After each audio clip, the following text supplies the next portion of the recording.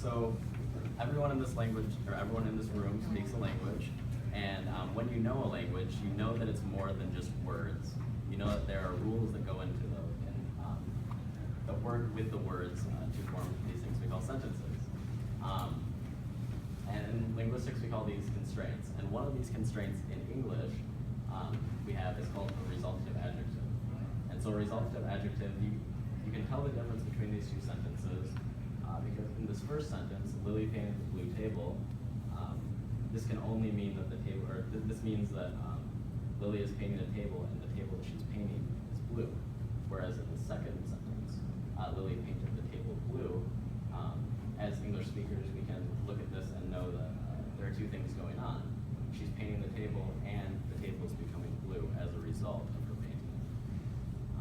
And this construction typically occurs when an adjective follows the object in a sentence.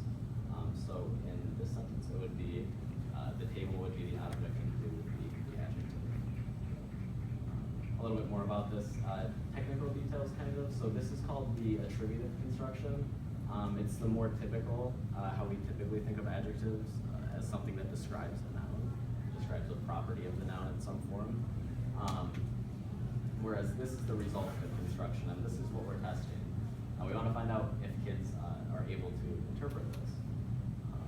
Because it is a complex event, there are two things happening here. There's the first event, Lily painting a table, and there's the second event, the table being blue. So some of our core research questions here is, how do children interpret these adjectives? We know that eventually they're able to differentiate between the two.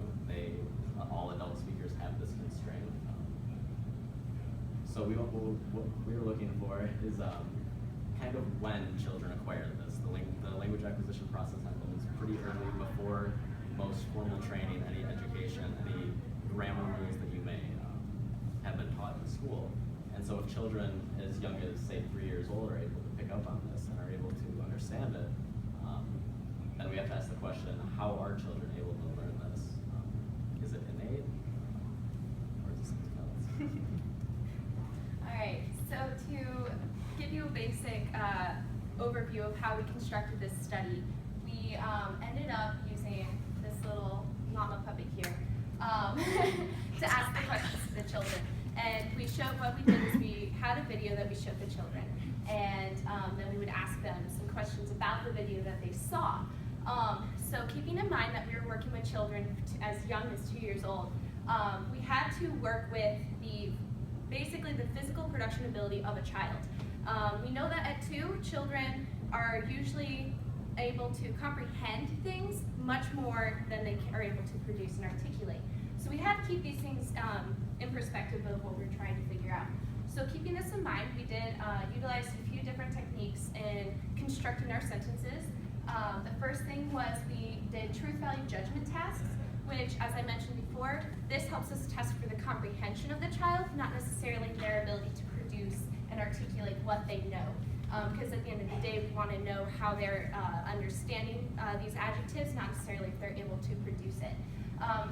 So what this task is, as I mentioned, we show them a video, and then we ask them a yes or no question. We gear the question, so all the child has to do is say yes or no, whether or not they agree with the statement we say. So the other thing that we have to do is we have to apply the condition of falsification. So other studies have shown that when children are confused, they tend to default with yes. So what the condition of falsification allows us to do is we gear the sentence in such a way that to an adult, you would say, no, this is false. The statement that you are saying is false. So this way, it helps us understand that if a child says yes, it means one of two things. Either they are completely confused, not paying attention to anything we're saying, which has happened before, or they are honestly believe the attributed understanding of the sentence. So, as I mentioned before, we've had to take a lot of things into consideration, and because of this, we had a few challenges and roadblocks with constructing these sentences. It's actually very hard to come up with sentences that have resultative meaning and also an attributive meaning without changing either the verb meaning or the meaning of the adjective. And Marley's about to explain in greater detail. Yeah, so as May was saying, it can be really difficult to come up with sentences that have both an attributive and resultative meaning. The reason we needed to do that was because we want to test their ability to comprehend resultative adjectives, but we want to allow them to have the attributive reading just in case they don't understand resultative adjectives. So an example of a sentence that wouldn't work that we came up with is he threw the ball hard versus he threw the hard ball. The reason we couldn't use that is because the meaning of the adjective hard changes between those two sentences. In he threw the ball hard, it refers to the velocity or force with which he threw the ball, whereas if he threw the hard ball, hard is an aspect of the ball itself. So we did come up with 4 sentences that do work. She painted the star white, he pushed the door closed, she rinsed the plate clean, and she rolled the clay flat. And you can tell with each of these 4, you can switch it to the attributive position as well, and it still makes the same sense. It doesn't change meaning at all. So she painted the star white, that's just as good of a sentence as she painted the white star. After we constructed these, we also had to get individual training in order to work with human subjects, and we had to get our experimental design approved by the Human Subjects Board so that we could carry it out with these human subjects. And then it was up to the Children's Institute at UMU to work with us and give us time and permission to work with the kids. And a huge thank you to the Children's Institute. We would not have been able to do any of this without their enthusiasm and support. So in order to give you guys a better idea of what happened, I'm going to bring in Lily the llama, our handy puppet. We incorporated a puppet because we wanted the kids to remain engaged and also to explain why we're asking all of these very obvious questions. So the guys that Lily is learning, and she would like your help learning something. So Lily's going to ask you some questions after you watch this video. So did you play it? Okay. All right. So everybody watch.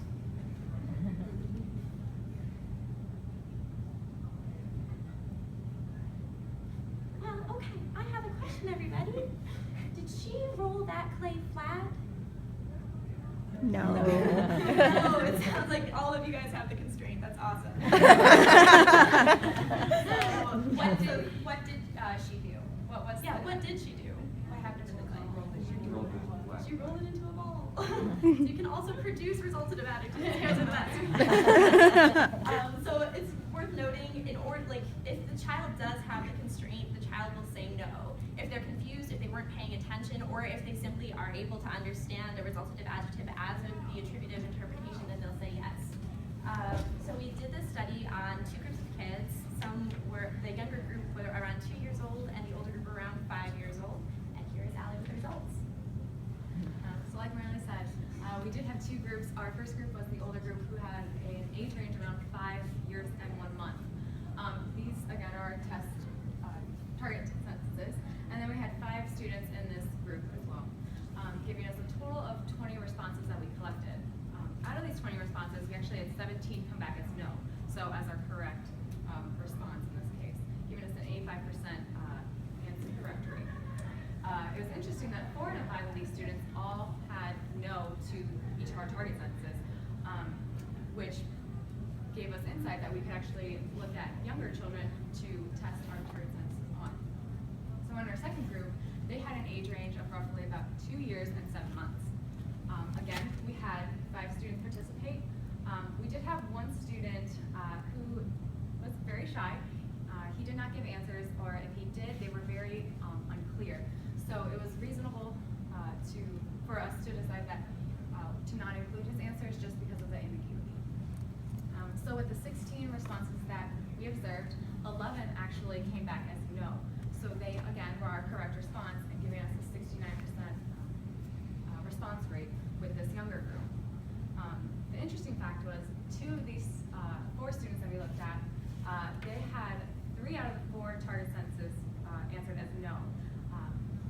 And we even had 1 student give all responses as no to our 4 target sentences, giving us 100% rate. This 1 student was about 2 years and 9 months. So that was very fascinating to find such a young age. So what we learned was children above 3 years old obviously have this, obviously exhibit the constraint, and children as young as 2 years and 9 months show evidence that they have this constraint as well.